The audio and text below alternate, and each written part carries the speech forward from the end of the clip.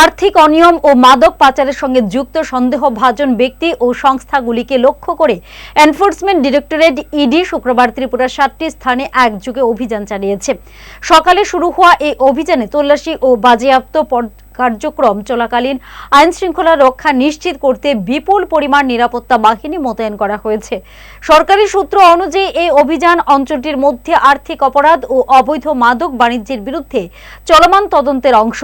ইডির দলগুলি নথি, ডিজিটাল তথ্য এবং অন্যান্য উপাদান পরীক্ষা করেছে, যা মাদক পাচারকারীদের ও আর্থিক অপরাধীদের মধ্যে একটি সম্ভাব্য যোগসূত্র উদ্ঘাটন সহায়ক হতে পারে।